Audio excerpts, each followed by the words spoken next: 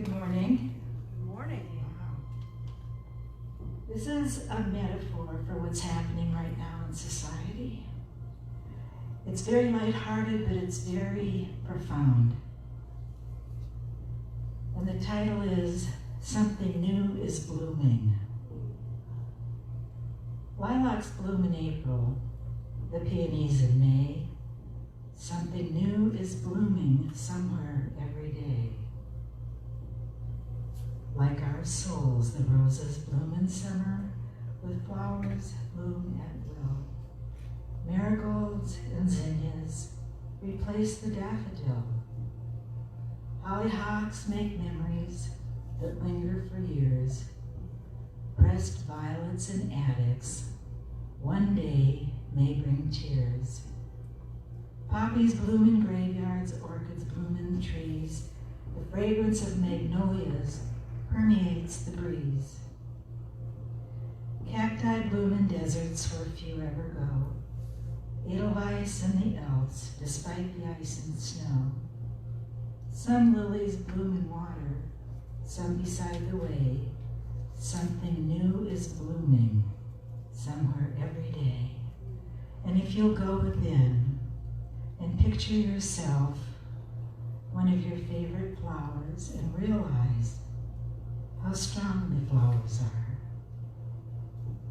And like the flowers, expect to see the light. Expect to see God. And nod your heads in the winds of change. Show the love with your fragrances as people walk by and you give them a lift. Realize the power of God and love in the beauty that you are. Be the individualized expression of God. Support the wonderful changes and make your declarations for peace and love, for prosperity and health. And like the beautiful woman in Atlanta, that wonderful minister, she stepped forward and she said with power, give God something to do. And together we say, and so it is.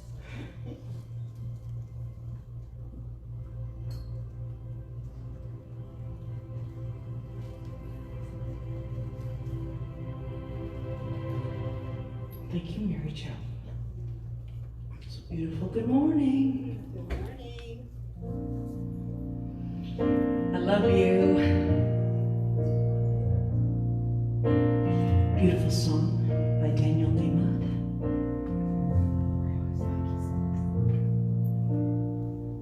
When I pray,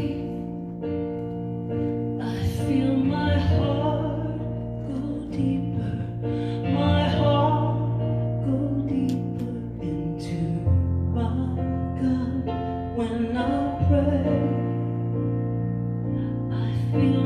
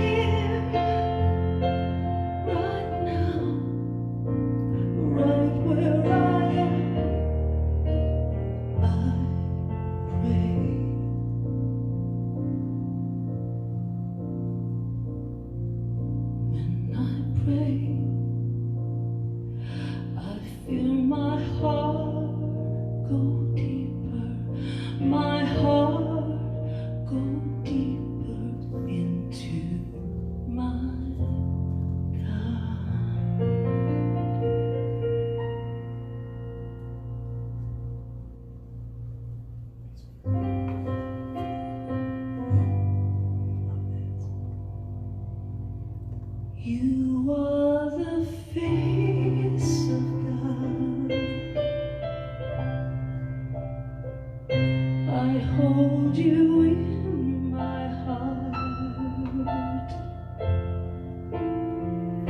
You are my family. You are the face of God. You are the face of God, yes.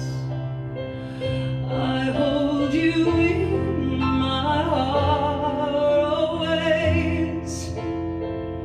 You are a part of me. You are the face of God. You are my family. Yes. You are the face of God.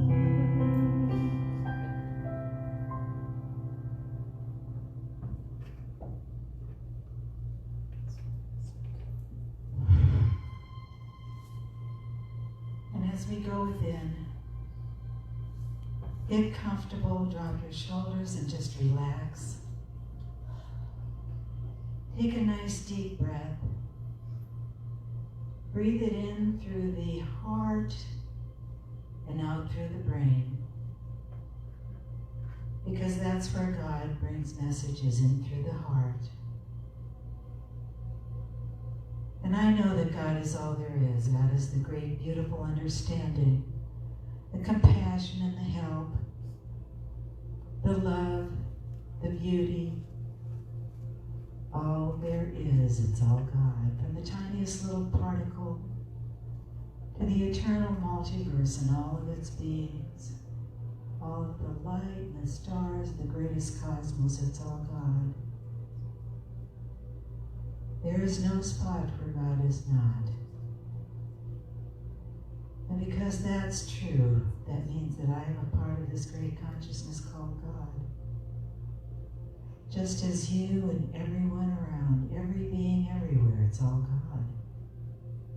And I know that with God everything is possible. And I declare the peace that passeth understanding. I declare happiness and joy. I declare peace and beauty. I declare the strength and skills of every being there is to support all the wonderful things that are happening. It's a new world coming. I'm grateful to be able to trust God. I'm grateful to be able to give my word to the law, knowing that it's already been done, it's already been worked on. I'm grateful for our sanctuary, and I'm grateful for being able to talk to everyone who may be watching, for everyone who's thinking and praying right now. I'm grateful for the people that I can keep in touch with through Zoom and in person. And I release this word to the law, knowing that it's already been addressed. And together we say, and so it is. Oh, Mary Jo. So beautiful. I'm grateful too for all those things too. Zoom? Who thought I'd be grateful for Zoom? Woo! So grateful. Love you guys. I miss you so much. So just sit in your seats and drink your coffee and just sing with us, okay? Or not sing. I guess I won't know. I can't point you out because I won't know.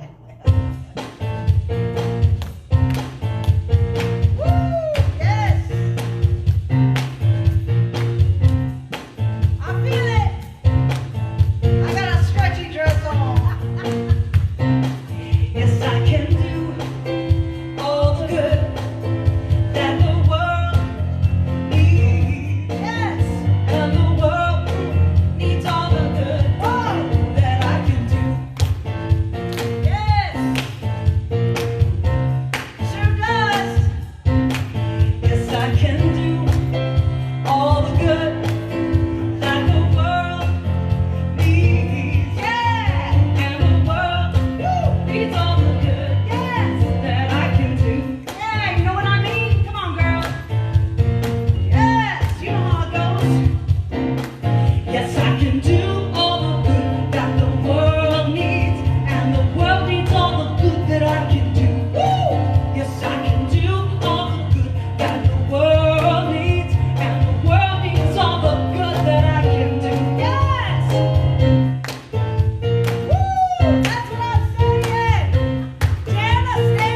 Yes, I can do all the good that the world needs. Yes, and the world needs all the good that I can do. Yeah, yeah. Yes, I can do all the good that the world, yes, needs. Woo! And the world needs all the good that I can do. You know where we going now? Come on, we're gonna fuck it out. Yes, I can do all the good that the world needs, and the world needs all the good that I can do. Yes, yes, I can do all the good that the world needs, and the world needs all the good that I can do. Come on, here we go.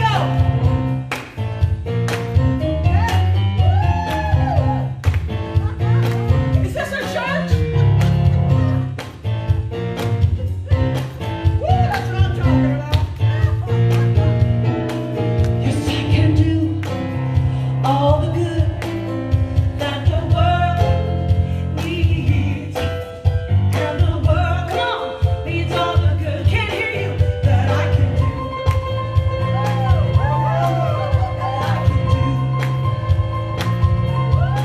That I can do.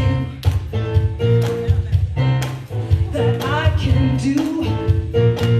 Yeah, that I can do. Oh, yeah.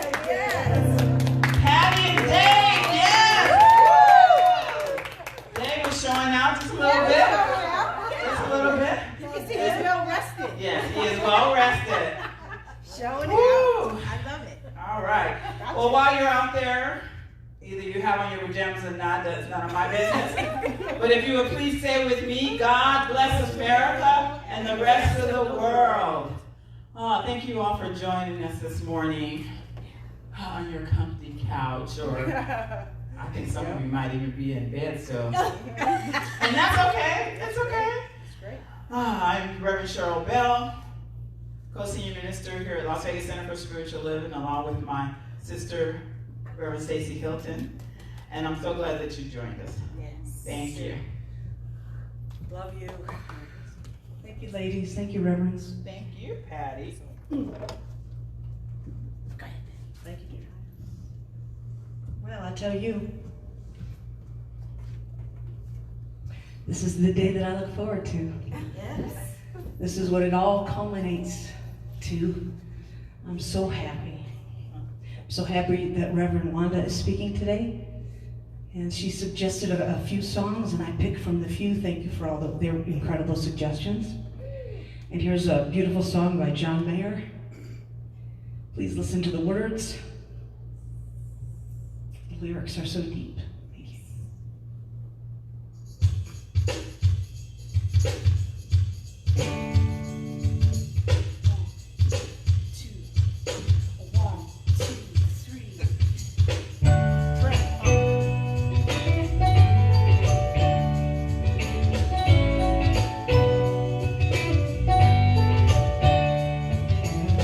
Me and all my friends were all misunderstood. They say we stand for nothing, and there's no way we ever could. They say everything's going wrong with the world and those who need it. We feel like we don't have the means to rise above and beat it, so we keep waiting, waiting on the world to change. We keep on waiting, waiting on the world to change. It's hard to beat the system when you're staring at a distance, but we keep on waiting, waiting on the world to change. If we had the power to bring our neighbors home from war, we would have never missed a Christmas. No more ribbons on the door. 'Cause when you trust your television, what you get is what you got. 'Cause when the only information, oh, they can bend it all they want. It's why we're waiting, waiting on the world to change. We keep on waiting, waiting on the world to change. It's not that we don't care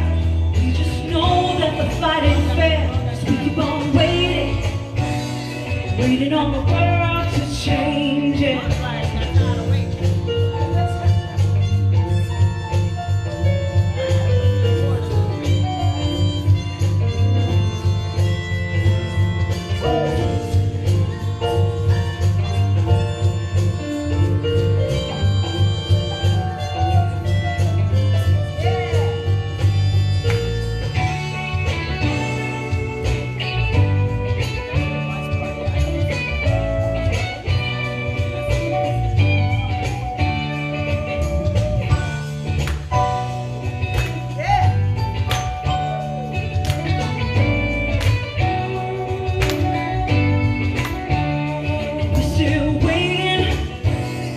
Waiting on the world to change. We keep on waiting, waiting on the world to change. Day our generation is gonna rule the population. So we keep on waiting, waiting on the world to change. We keep on waiting, waiting on the world to change. Well, we keep on waiting, waiting on the world to change. Waiting on the world to change. Waiting on the world to change. Waiting on the world to change. Woo! Thank you so much. Woo! Thank you so much.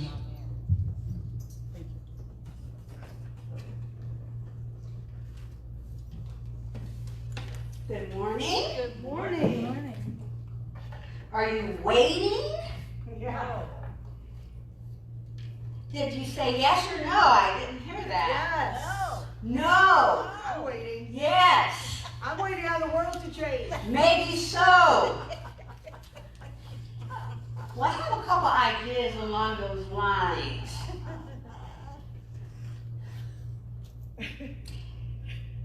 The message today is an invitation to listen to your heart. But before I start there, as I was listening to Patty sing, I thought, some are waiting for the world to change. Some have been waiting until they were teenagers, or till they were old enough to vote, or till they were in their 20s and they're getting married, or they're falling in love, or they're falling out of love, or the next president, or the next household, or the next degree, waiting for the world to change. And changes have occurred. How do you like them? I anticipate. Not my favorite. So I had this idea as I was listening to Patty. Suppose instead of waiting for the world to change, we change the world. Yeah. We change the world. All right. And could that be the reason that we're here for a time such as this? That's the question. So today, the invitation is to open your heart and identify the great work of your life. The great work of your life. And some may say, well, I don't know that my life is so great. I'm waiting, for the world to change. And if this happens, get rid of him, marry him, I'll be happy then. So that's not actually our message here. And the invitation is to come into our own. Ernest Holmes often gives the invitation for us to change our thinking, change our life. But so many of us want to change the other person, and then we think then we're going to get a good life. All right, so that's not where we're going to go with that today. It's another rainy day, probably. Another topic, a rainy day, or some other kind of thing. But the idea of listening to our heart and feeling the great work of our life. Now, some may say, well, my life's not great, and neither is my work. And I'm here to tell you that you have great work in your life as soon as you open up to it. So there's an interesting person. His name, he's a writer, Stephen Cope, and he had this book, The Great Work of Your Life. And I was staying up way too late listening to all the videos and all the meditations and all of that. And I said, well, they're not going to wait for me Sunday morning if I don't get there. But the idea of the great work is an inward discovery of who you really are and what you represent. And more importantly, life is not a spectator sport. It's to get involved and be the hero in your own life. In your own life. Well, how could you do that? Well, he talks about finding one's calling. Now, you think you're going to find it if you don't look for it? Maybe you might stumble over that by accident. Something in life is getting your attention, or you have a need or see a need and you want to do something about it. That might be. But it's more than that. It's unlocking unique possibility for your life's work. It's already known, is what he's saying, in the soul of the individual. Now, Patty's answer isn't in my soul, or mine isn't in Reverend Stacy's. This is about listening to the guidance, answering the questions about your own purpose, your own awakening. Why is that so difficult? I know we're busy waiting and looking and listening and all these things, but that doesn't get, oh, guess what? It didn't really work because the world didn't change, or did it? Did it for good? Maybe, yes, no, maybe so. Oprah Winfrey said, your life is always speaking to you. Sometimes it's in a quiet whisper. And sometimes it's a big boom. Life is always speaking, but are we always listening? So I thought about some leaders, and I thought it was really interesting. I thought about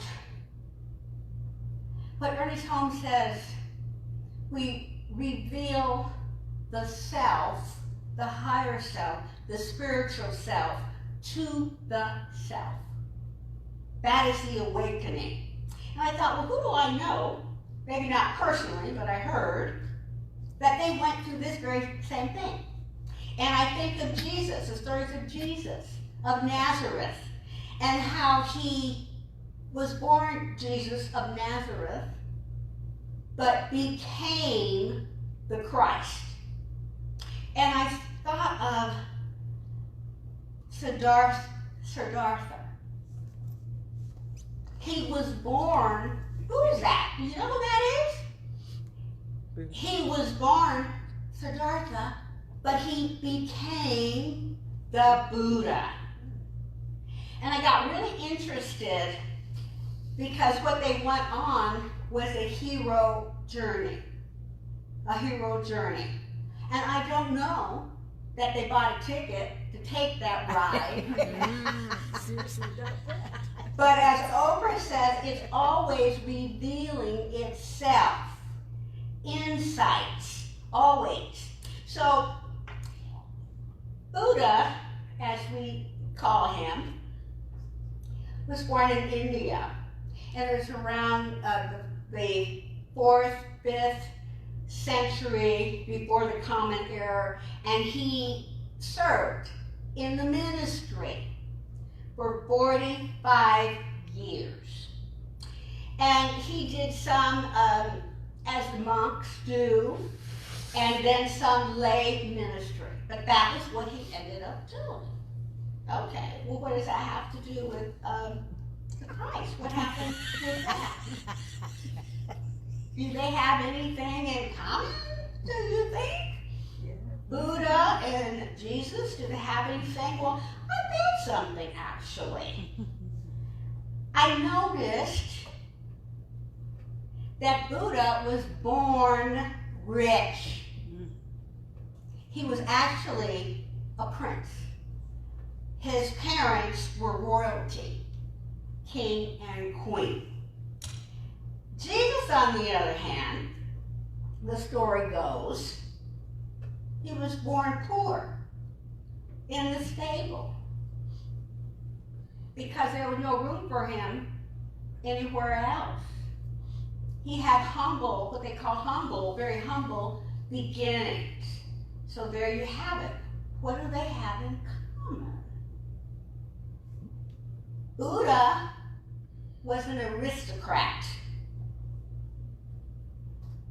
His mother, the queen, had a really interesting pregnancy. The story goes, a white elephant came through her and implanted baby Buddha in her womb. And not only did that happen, but she got right up and walked right out. And baby Buddha nearly did the same thing as a very, very young baby.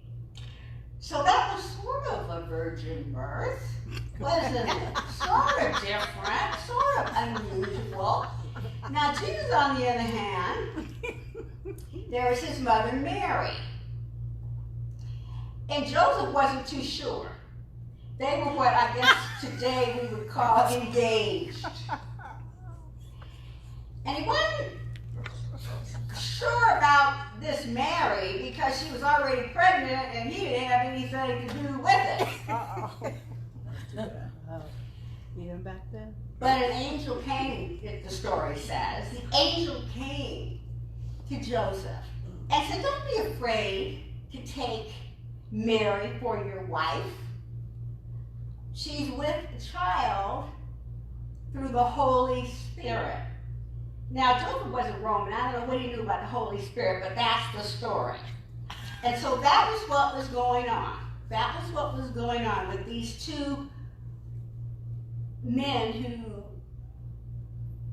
we have learned much from.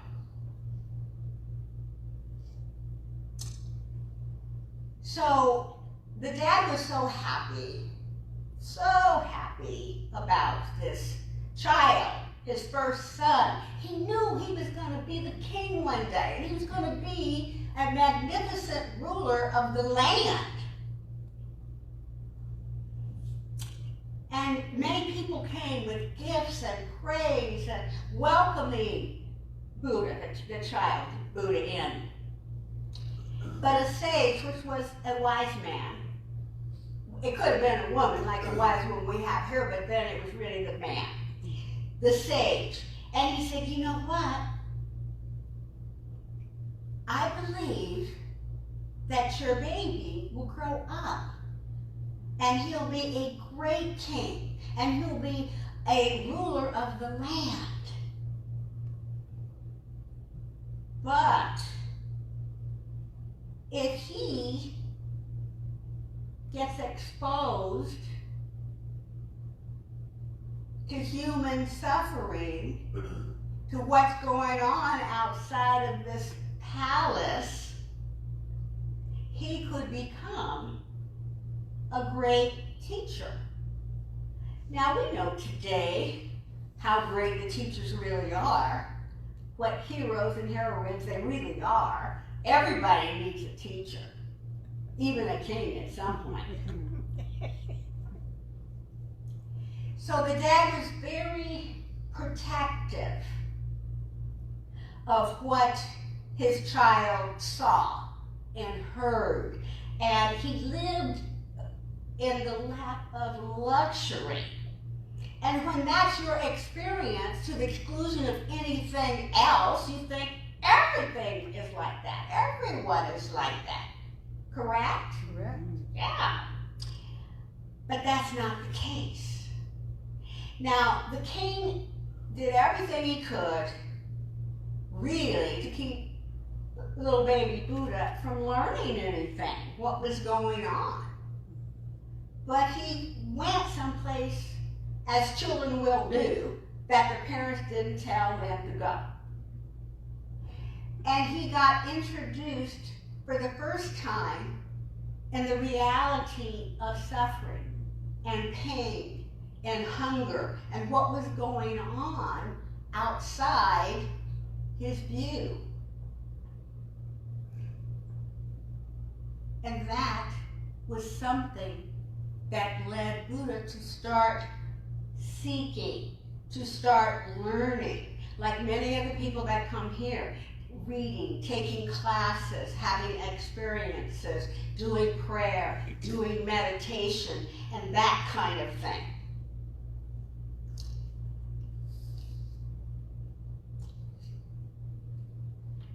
And we know Jesus was a teacher too. He was a way shower, etc.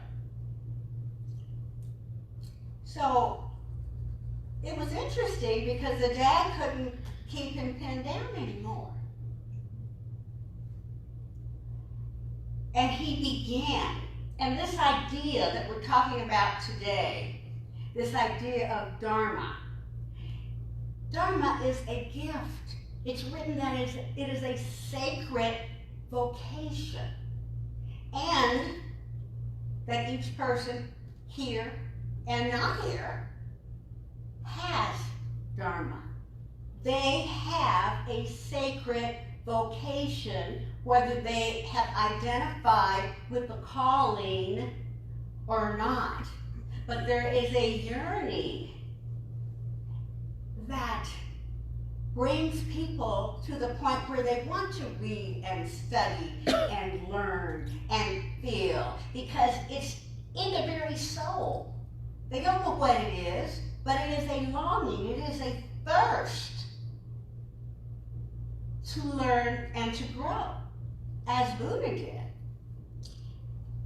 Well, we find him as a great teacher. We find him as a leader.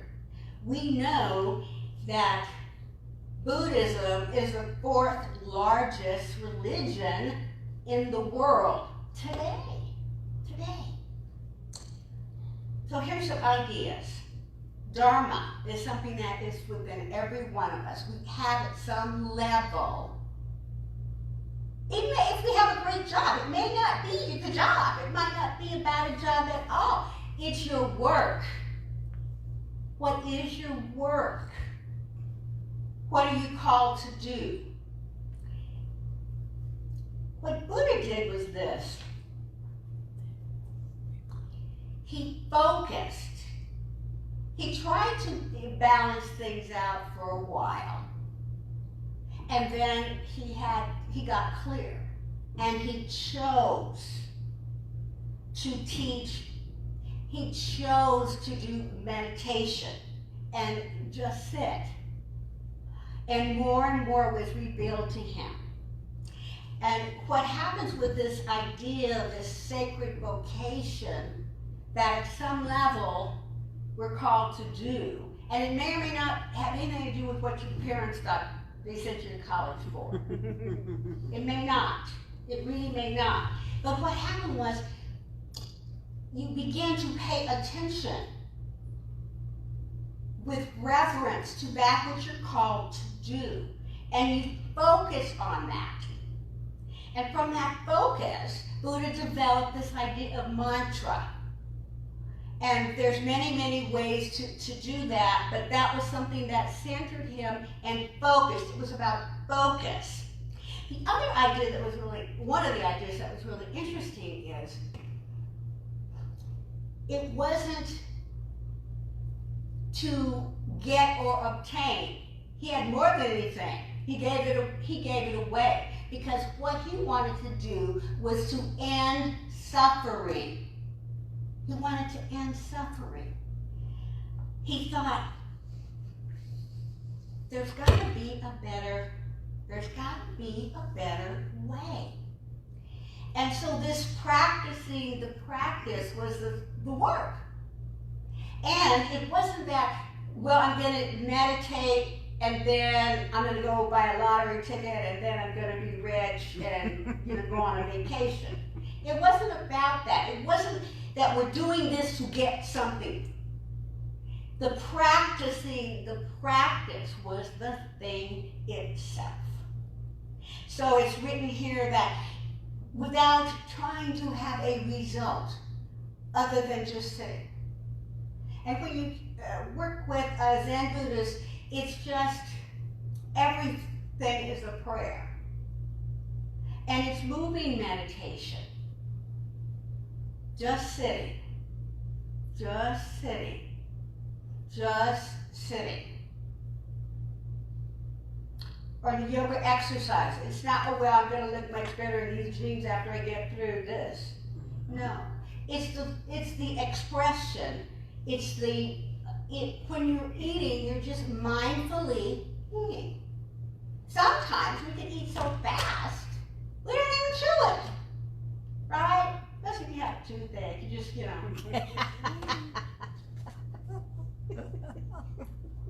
What he talked about was turning the life over to the higher power. It was a sense of surrender. And so that's sort of what they were doing. What does that really mean for us? What does that mean for us? A few weeks ago, Reverend Stacy was talking about this idea of broken open. I thought, well, what is that broken open? Because sometimes you feel like things that aren't working in your life are broken, correct? But this idea of broken open, you're now open to a new possibility for your life. It's got your attention. Now, some people will stay focused on the breaking or the breakup, right? Rather than that opportunity to have a fuller expression of life, a greater opportunity to love, something to learn. And some people just plain old broke, as in no money, no dinero. Yeah. Can you imagine Buddha so wealthy to just go in taking donations? Pretty interesting.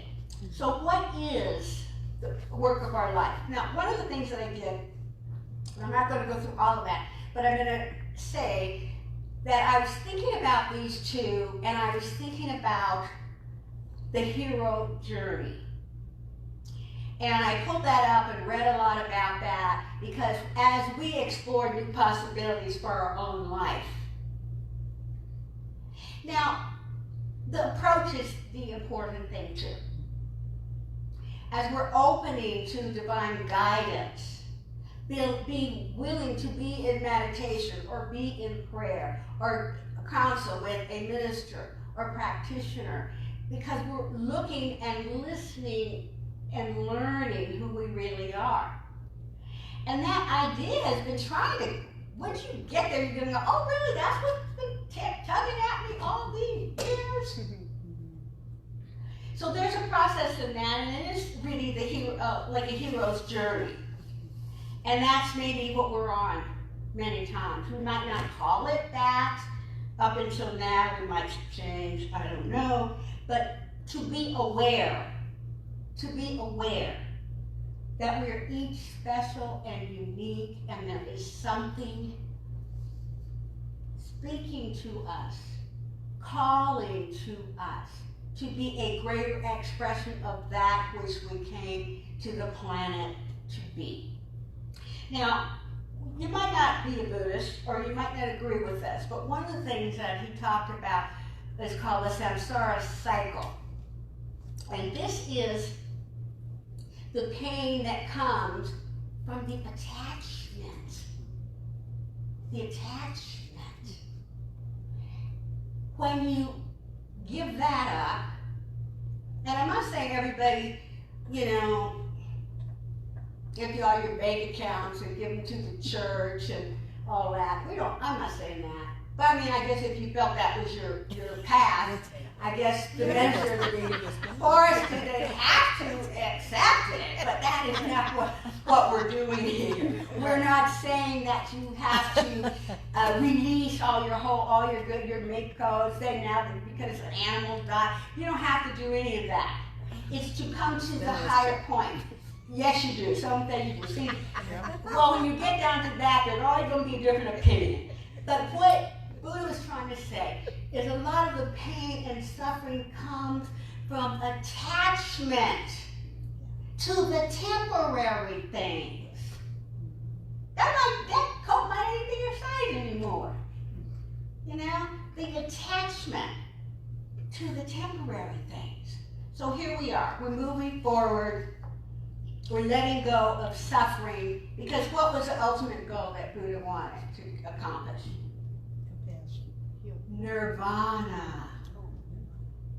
Bliss. Yes. And to let go of anything that might be in its way. And so that's what we are called to do in many ways. And I hope that when we do the listening, we listen to our own heart. Don't be afraid, please. Many people are afraid that they'll change and they won't recognize themselves. Sort of like the butterfly, who was an insect, then went in a shell and then came out and was a caterpillar. And then the caterpillar had to spun its own cocoon. It was what they call, not transformation, but metamorphosis. Because after that phase, it was the butterfly. So really, like all of us, the caterpillar's destiny, if not interrupted, was the butterfly, correct? The form didn't look anything like that, but the divine potential, the destiny was already there. And so I think that as we open up to our own destiny, to our own higher consciousness, to consciously taking the next step. I'm not saying go out to the monastery, but if you do, make sure you leave me the necklace, because I'm totally here. I can pray, wear jewelry, and all those things, because they don't rule me. You see the difference? Things are for enjoyment, they're temporary, to share and to enjoy, but they're not mandatory. That's the freedom. So I want to end with Gandhi's prayer for peace. And it's written, I offer you peace. See? I'm not offering you gold. See? It's different. I offer you love. I offer you friendship. I see your beauty, which is really true here as I'm looking at all those that are physically present and the pictures of our community, family members that aren't here with us today. I see your beauty. I hear your need. I feel your feelings. My wisdom flows from the highest source. I salute that source in you. That's where that phrase, namaste, comes from. Recognition of the spiritual light and love that is within every one of us. Let us work together for unity and love. And I would add, let's be the change we want to see. Yes. Thank you so much. Thank you.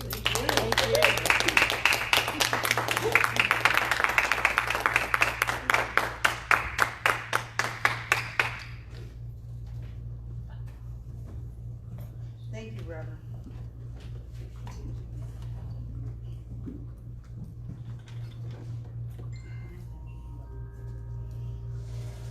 I learned so much.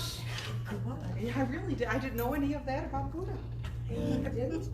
It was incredible. Thank you so much, Reverend. That was good. Reverend Wanda. It was incredible. Thank you. And now I understand where this song comes in. I understood it before because I know the lyrics, but now I really understand. Okay. Different levels of understanding.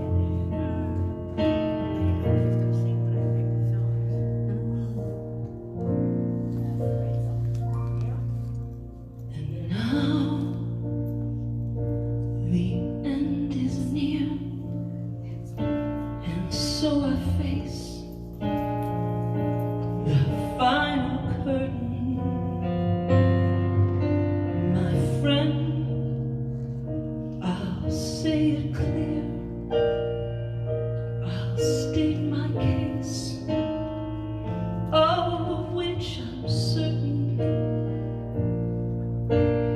I've lived a life that's full. I've traveled each and every highway. More,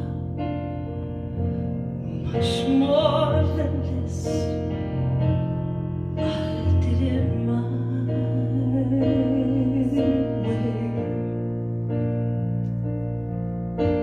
Regrets, I've had a few, but then again, too few to mention. I did what I had to do and saw it through without exemption. I planned each charted course, each careful step along the byway. Yes, much more than this, I did it my way. Yes, there were times, I'm sure you knew, that I bit off more than I could chew. But through it all, when there was doubt, I ate it up and spit it out. I faced it all and I stood tall and did it my way. I've loved, I've laughed and cried, I've had my fill, my share of losing, and now as tears subside, I find it all so amusing to think I did all that. May I say, not in a shy way, no, no, not me. I did it my way. For what is a man? What has he got? If not himself, then he has not to say all the things he truly feels, and not the words of one who kneels. The record shows I took the blows and did it my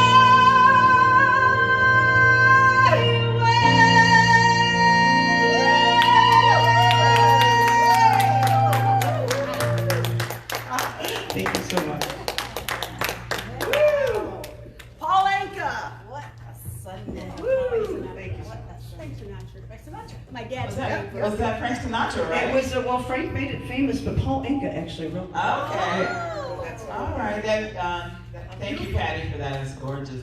It reminded me of a very good friend of mine and Reverend Stacy's. Mostly hers, but she had known him since she was 18, he was 20. He made his transition on Tuesday evening, and oh my God, he loved Frank Sinatra. Love. And every word of that song was him. Because he certainly did it his way. Yes. And I'm hoping we all do it our way, because there really is no other way. Well, There is, but doesn't work out. don't waste your time. Don't waste your time. Perfect song for the Perfect song. Thank you for being here. Thank you for joining us. And I want to thank those that actually mailed in checks or gave online for foster kinship. I mailed out a check to Allie, and I love helping our community. It reminds me that it reminds me of our oneness, and it reminds me of, that I believe, are charged to take care of one another. So, all right, if this is our opportunity to give again. And if you know our affirmation, please say it with me. From the love of pure spirit within me, I bless this gift. I send it forth to heal and bless and prosper. It is evidence of my faith and belief. It does good work in the world and returns to me multiplied abundantly. I believe Yvonne put the phone number on the screen. We do have text to give. It's text give, GIVE, or LVCSL, 2725-502-2505. And with that, I just am grateful for each and every gift, for each and every tithe. As I know that it not only supports this center, it supports the person, the giver, because it returns to them tenfold. And I love the idea and the truth of circulation and the practice, because it works. It truly does work. And I'm grateful for each and every one of you, and I'm grateful for the center, and I'm grateful for it all. And so it is. Thank you so much.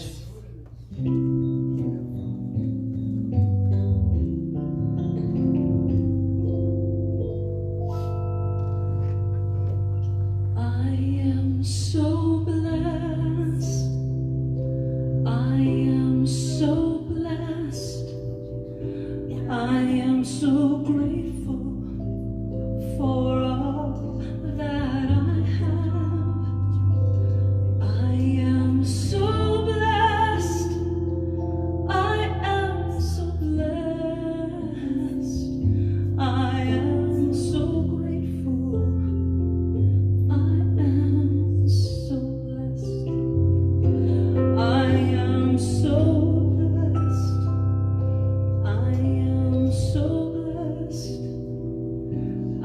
am so grateful for all that I have.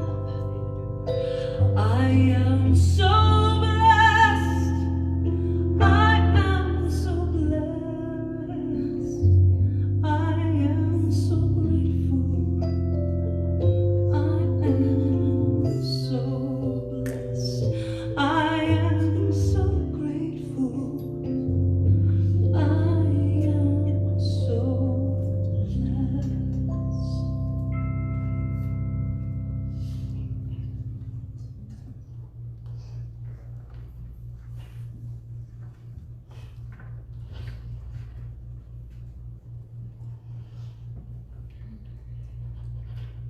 So let us join together from the inner world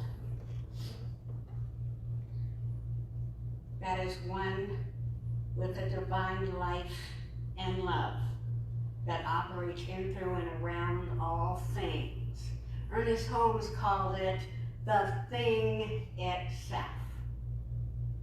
Known to many as God, to Jesus it was the Father, to that higher realm of experience that is operating in, through, and around each individual right here and right now. This absolute power and presence empowers this center to do its good work. It raises up and fills the hearts of those that are longing for a sense of belonging, a sense of community. Our teachers teach the spiritual truth, learning to learn to love ourselves and each other in spiritual community, with divine purpose, with service. Reverend Shell talked about this service. The gifts keep on giving in a never-ending circle of increase and enjoyment. And for this and so much more, I am so thankful. I'm thankful to God. I'm thankful to our reverends, our volunteers, our excellent musicians, to anyone that has tuned in, anyone that has called the ministry of prayer, anyone that is open and looking. You have a home here if you want that. And so from this place of deep appreciation, I release this prayer treatment into the law as law of mind and action that I call the law of good and plenty. And so it is. So it is. Yes, there is peace on earth, and now it begins with me. Yes, there is peace on earth, a peace that was meant to be, with God as our power, loved ones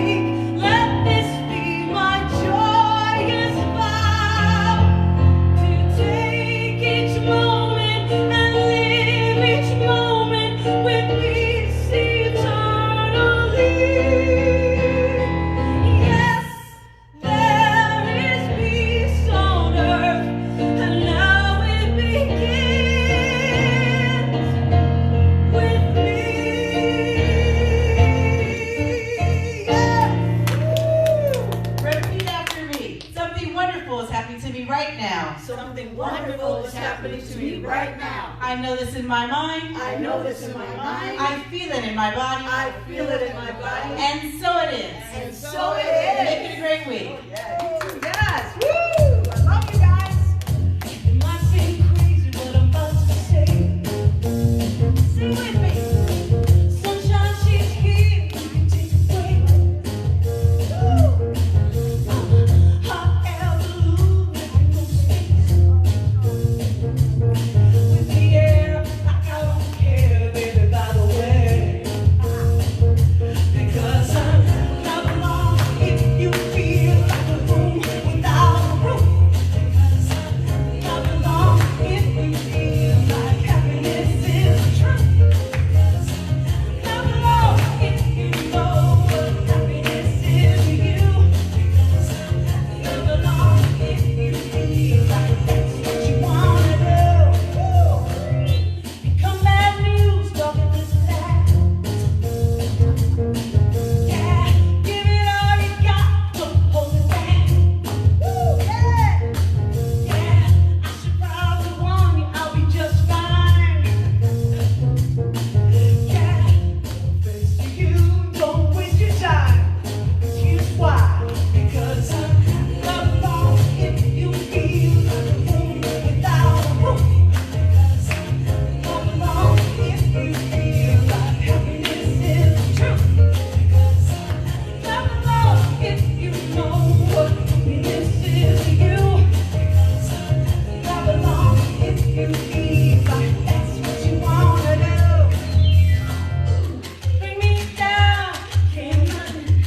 Bring me down, love is too high. Bring me down, can't nothing. Bring me down. Bring me down, can't nothing. Bring me down, love is too high. Bring me down, can't nothing. Bring me down. Because I'm not alone if you feel like a room without a roof. Because I'm not alone if you feel